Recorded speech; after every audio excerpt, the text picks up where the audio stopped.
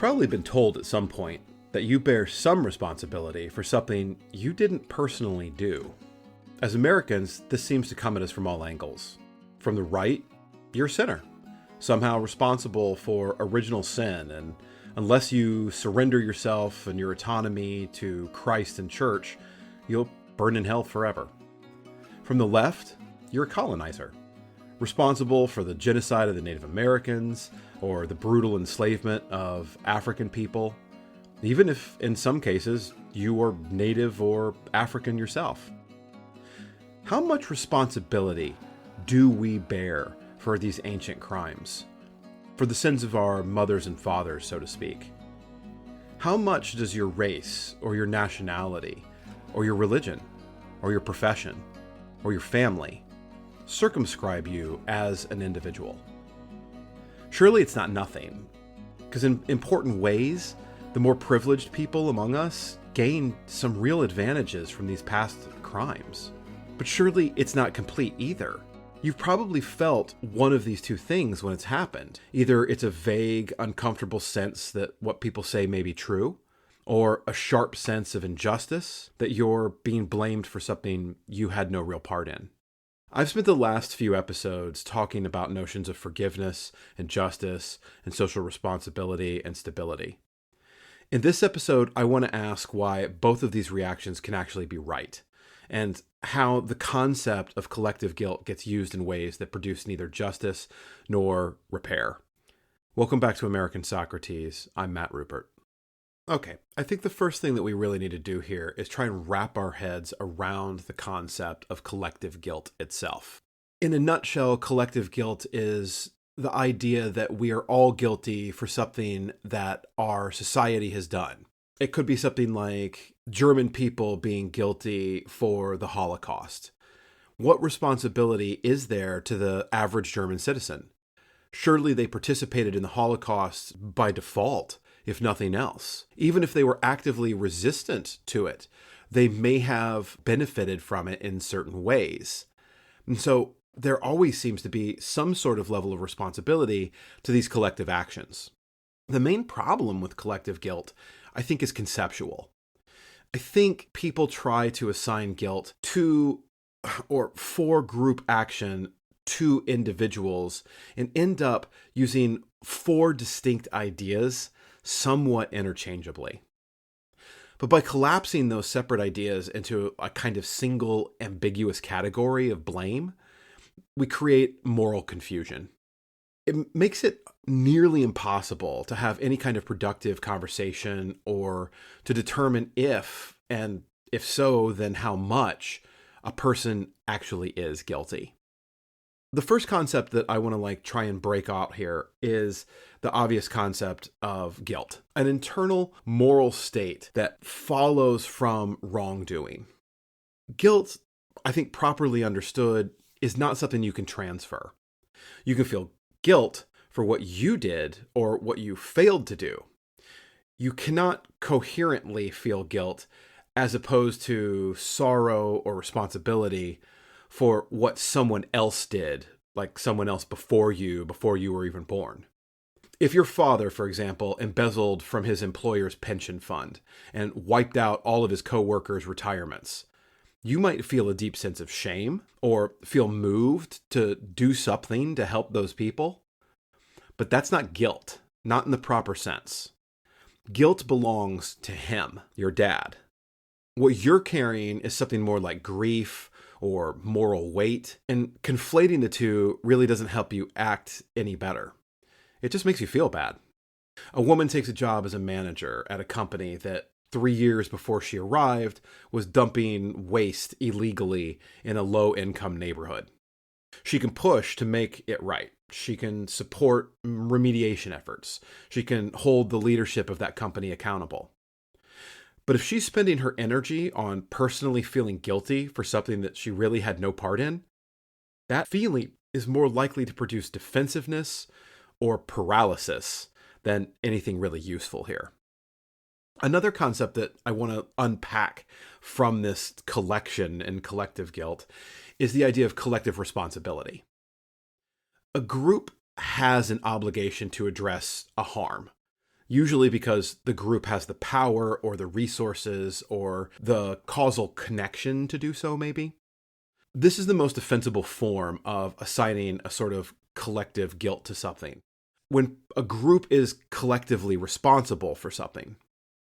A government, for example, is responsible for the policies that it enacts. A company is responsible for its own actions, its own products, its own decisions. The responsibility is institutional, it's not exactly personal, and it tracks actual capacity to take action. The city of Flint, Michigan, for example, didn't need every city employee to have personally poisoned anyone for the city government to be responsible for needing to fix the water. The institution had the authority and the resources, and so the institution had the obligation. Or imagine your employer's warehouse has a forklift lane with no safety markings, and 3 workers already this year have been clipped. Nobody set out to hurt anyone, but the company is in fact responsible for fixing it, mostly because they're the ones who can. A third idea that I think we need to unpack here is the idea of collective liability. Now, this is a little different. A group owes restitution or remedy for certain harms caused by its members or its predecessors. In the sense of liability, like this group was liable to certain people for the damages that it caused.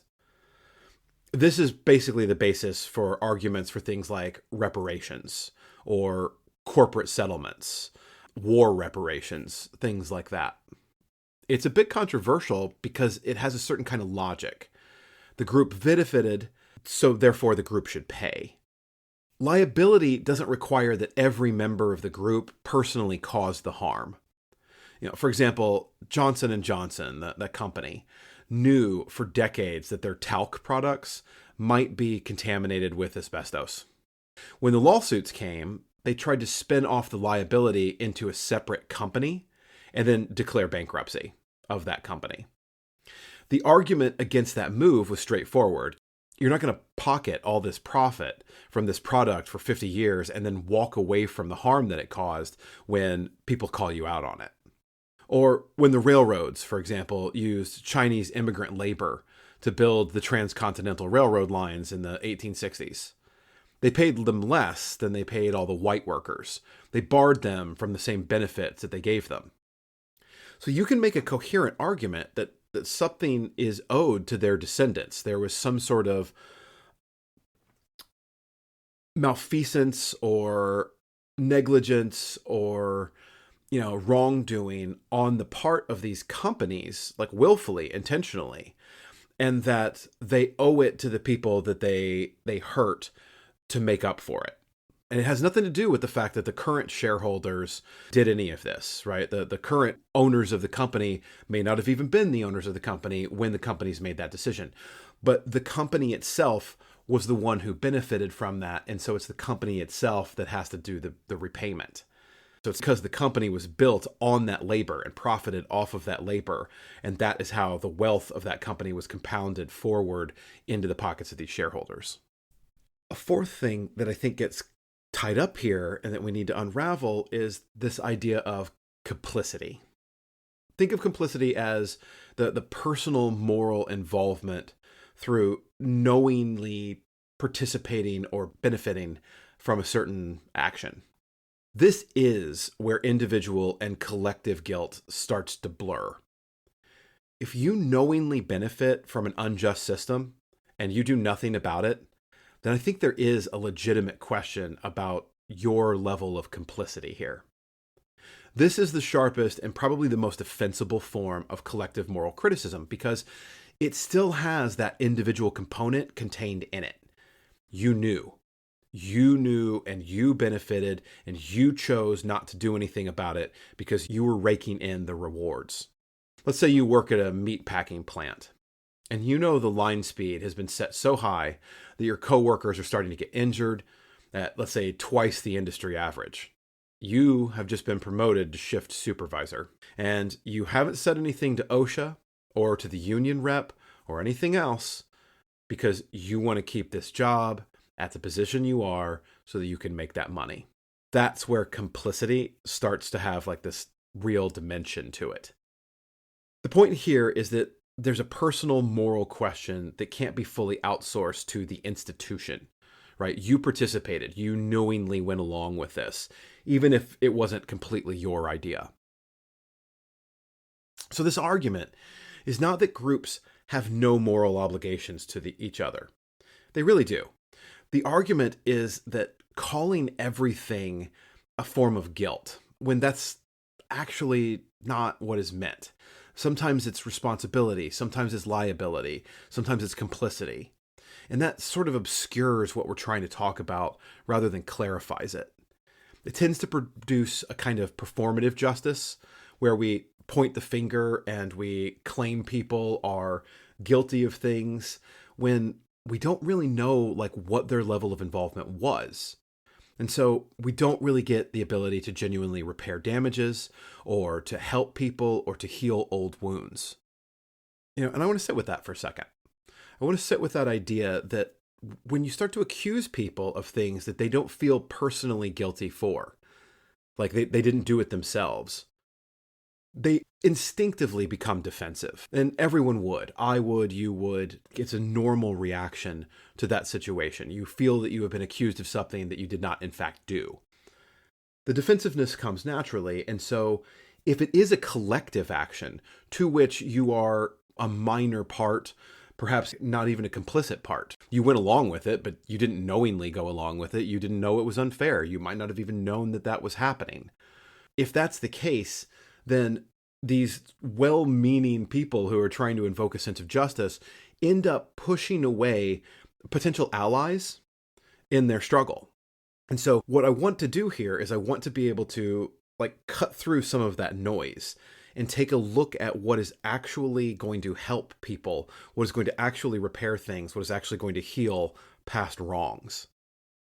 Before I get too deep into the criticism of all this, I think we need to examine some times when this is legitimate uses of this idea of collective guilt. One of those would simply be what we were saying earlier about complicity, knowingly benefiting from ongoing injustice. If a system is producing unjust outcomes right now and you are currently benefiting from it and you know all of this, then the complicity question is completely fair. This isn't about your grandfather. This is now about you. You are doing this. You are actively participating in this today, here, now.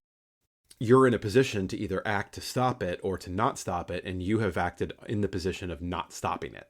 A person who inherits a business on exploitation and continues running it as exploitation because they really want the money. They're not in the same moral position as someone who really wasn't involved and didn't make those choices, but now is part of the business and has to make a decision about it. The current benefit from the current injustice is a live moral question. The landlord who inherits a portfolio of rental properties that have been redlined. The properties are cheap because of decades of disinvestment. Disinvestment his family didn't necessarily cause, but they certainly benefited from. That suppressed the value, that limited the tenant's options. He's collecting that rent today, though. And in a market shaped by this sort of ongoing disadvantage, he knows it. He knows that that is happening. He knows that he's profiting off of the exploitation of his tenants. And whether he got there by inheritance or by purchase, the complicity question works. What is he doing now in the position that he is in? A second time when it might be legitimate is the idea of institutional continuity. Like institutions do carry forward the consequences of their past actions, right? In ways that individuals don't necessarily do themselves. That bank that redlined those neighborhoods back in the 1950s and is still operating in those neighborhoods today isn't a totally different entity. It may have different members, it may have different owners, but the bank itself has benefited from this. That's the money that they use to buy their own institution, to pay for all of their new technology. The harm it caused back then shaped the landscape it currently profits from. And institutional responsibility then, across time, is coherent in a way that, personal guilt across generations really isn't. It would be unfair to do this to individuals, but it is okay with these institutions because They were there then, and they're still here today. Wells Fargo, for example, spent years systematically steering black homeowners into subprime mortgages, even when they qualified for conventional loans that would have been more secure and safe. This is a practice that ended up stripping billions in wealth from certain communities. Wells Fargo still operates in those very neighborhoods today. The executives who ran the predatory lending program are all gone, but the institution that profited from it is the same legal entity. It's still taking deposits. It's still issuing loans. It's still posting those earnings. The line from that past harm to the present profit isn't metaphorical or abstract. It's there. It's in the balance sheet. It's the real history of that institution. A third time that I think legitimacy really comes into play here is this idea of a certain solidarity and a sense of repair.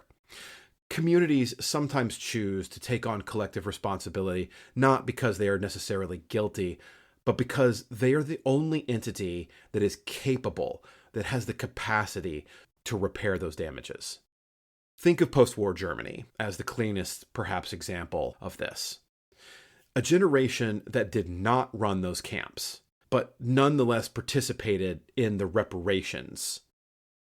Not as an admission of personal guilt, right? A lot of the people who were trying to repair the damage, they were maybe kids at the time. They didn't make these decisions. They didn't enact them. They were not adults. They didn't do this. But they had a recognition that the repair required collective action. And so they saw it as their duty, as a collectivity, to enact it. This is collective responsibility when it functions at its best. It's concrete, it's bounded, it's oriented towards some actual remedies. After the Tulsa race massacre in 1921, the Greenwood neighborhood, one of the wealthiest black communities in the country, was destroyed by a white mob with the involvement of local government and local law enforcement. Over a century later, the city of Tulsa began a reparations process. Most Tulsans alive today didn't torch a single building, right? They didn't do any of this. But the city, whose tax base, whose land values, whose civic identity were shaped by what happened there in 1921, is the only entity with the standing and the capacity to really do anything about it. It's not guilt per se, but it is the only real available mechanism for repair. So these legitimate cases then, I think, turn on the idea of specificity. There is an identifiable harm, an identifiable connection, an identifiable action that would constitute a genuine and obvious repair. These are not you injured an abstract group of people at an abstract time. This is a specific time in a specific place with specific people. The moral claim is then actionable, and the healing is all forward-facing, right? It's looking to the future to try and undo the damages from the past. It's not trying to rewrite history or to change what happened, but it's simply repairing these historic wrongs in order to build a better and fairer future. Okay, but collective guilt does go wrong. As a moral shortcut, it goes wrong when it assigns guilt to a group, when it's just cognitively easier than trying to identify what specific people did, what specific harms resulted, and what specific remedies would really be possible. In this way, it's kind of lazy. It replaces the difficulty of analysis with a simple attribution and just points a finger. The problem with collective guilt in this way is that simple attribution doesn't generate any real accountability. It generates mere defensiveness. People who are assigned guilt don't recognize the guilt as theirs. They don't reform then. They resist. The shortcut bypasses the actual work of moral reckoning, and the whole thing tends to backfire as a strategy for justice. The moral arc of history might bend towards justice, but these sorts of shortcuts tend to beat it back into a flat shape. And worse still is when collective guilt is used as a political weapon. Every political agent and party out there tends to claim justice as its personal ally. right? Every group thinks that they're on the side of justice. The less scrupled among them find it useful then for mobilizing their groups against others.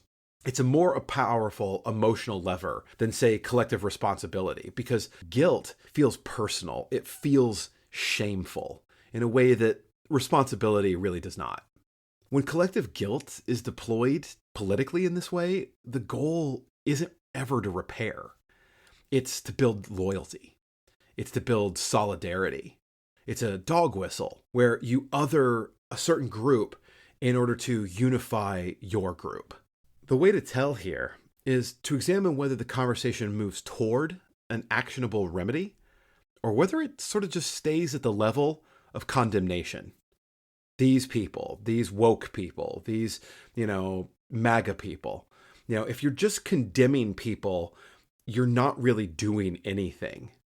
Condemnation that never arrives at a concrete ask of somebody is almost always simply serving a purpose that is not justice. And you should feel free to walk away from that kind of rhetoric, even when the condemnation is in fact real, and you are ideologically aligned with the speakers of that condemnation. Just because you're on the team and they are speaking about real injustices and real injuries doesn't mean that you're actually on the side of justice. In another place where this collective guilt can go wrong is when it's used as a substitute for repair. I think this is probably the most practically important point for us to understand here. Collective guilt, when it functions as a performance, for example, public acknowledgements, ritual self-criticisms, statements of solidarity with certain groups, all that can actually discharge the social pressure to do some concrete good thing without doing anything. You see this in a certain way with land acknowledgements for Native Americans. This is on Lenape land. Okay, that's good, but in some ways that's performative because it doesn't really help the Lenape who are still here, who are still struggling, really achieve anything, any kind of reparation, any kind of repair, any kind of healing. Acknowledging that this used to belong to somebody else is a form of kabuki theater. It sounds good, it looks good, but it's not really action. An organization that issues these kinds of statements, politicians that make these kinds of speeches, news agencies that give these kinds of spins, individuals post things to their social media, the guilt gets expressed. It might even get apologized for, but the underlying conditions remain unchanged.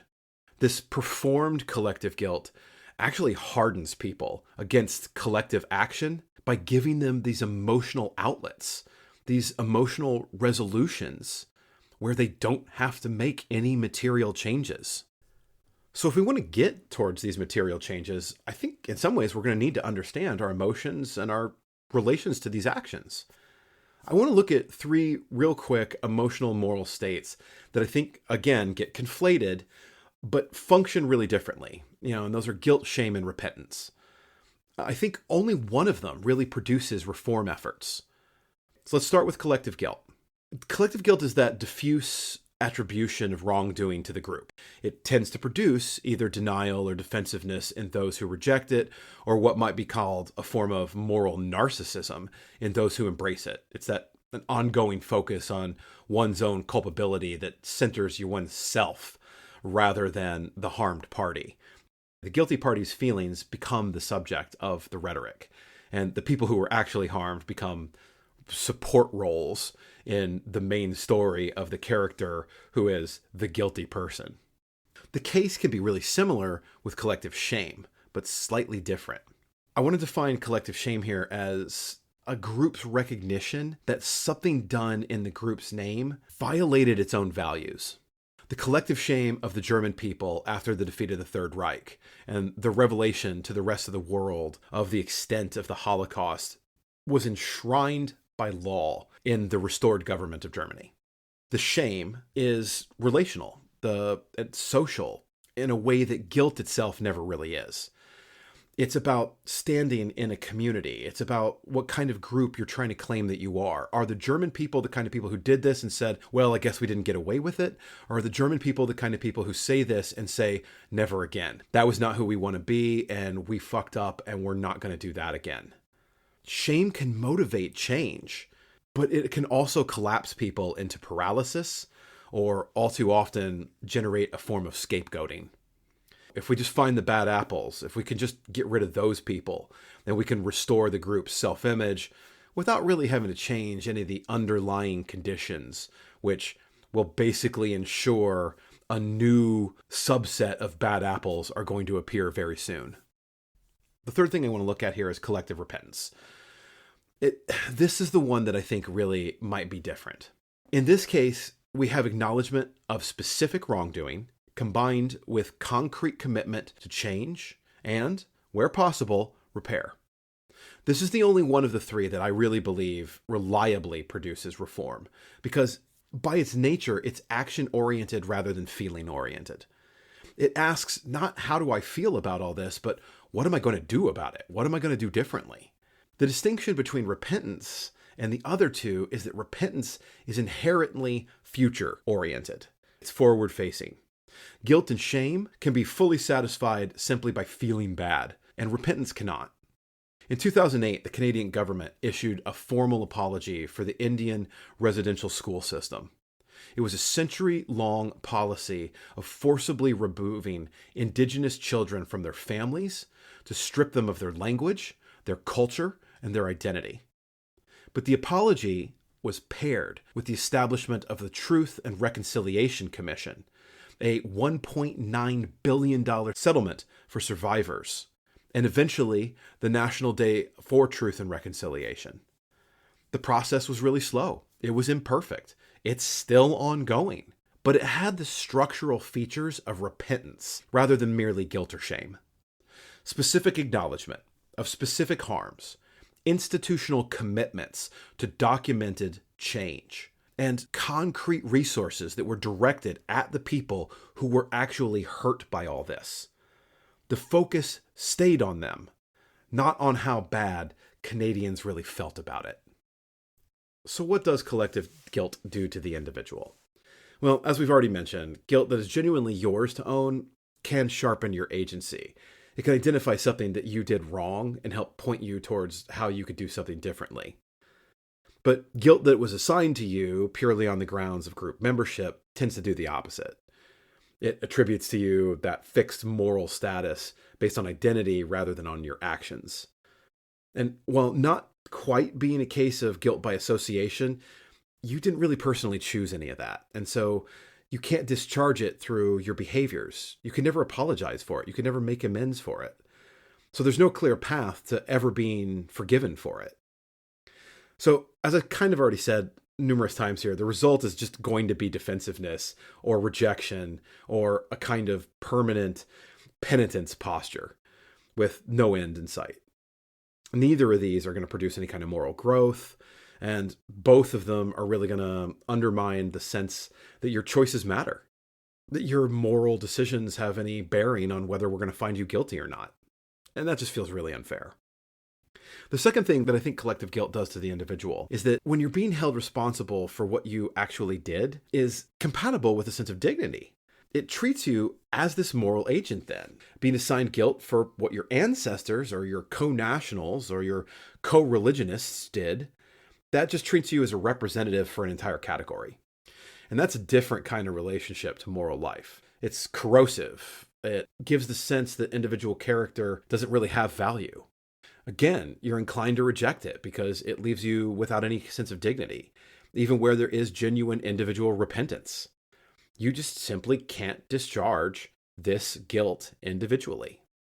Finally, there's a sense in which collective guilt makes morality lose its kind of seriousness. When guilt is everywhere, it's really nowhere. Thus, it loses all meaning. If everyone in the group is guilty, regardless of what they personally did or did not do, then the concept has no useful work to do here, not in bringing about justice anyway. It can't distinguish between the person who actively participated and perpetuated harm and the person who tried to resist it because they're both members of the same group. Oskar Schindler, we should remember, was also a due-paying Nazi. So collective guilt, when it's misapplied, doesn't produce more moral seriousness. It produces less, which is often the very opposite of what the people invoking it are really trying to get it to do. So in the end, groups do have obligations to each other.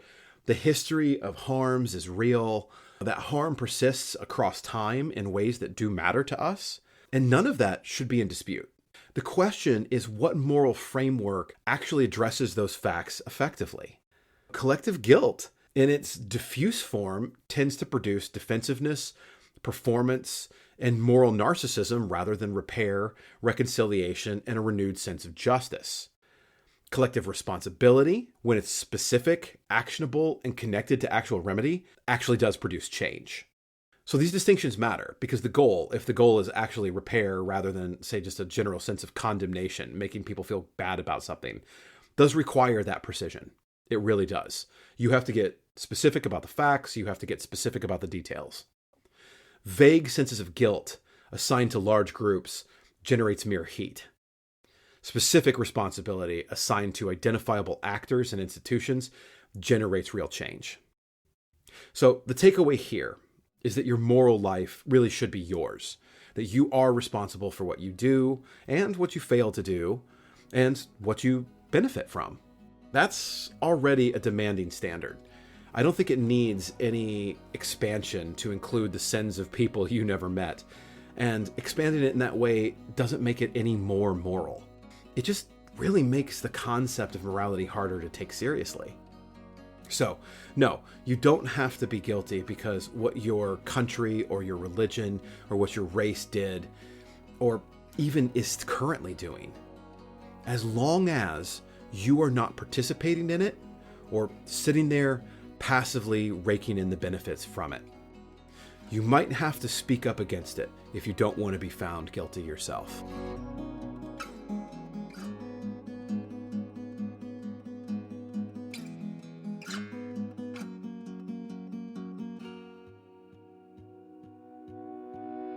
Thanks for tuning in to American Socrates. If today's episode of Philosophy got you thinking in new ways, make sure to subscribe so you'll never miss an episode. New, full episodes drop every Wednesday. If you enjoyed the show, leave a review. It helps others find us, and it means a lot. And if you know someone who could use a little more practical wisdom in their life, share this episode with them. Until next time, keep questioning everything.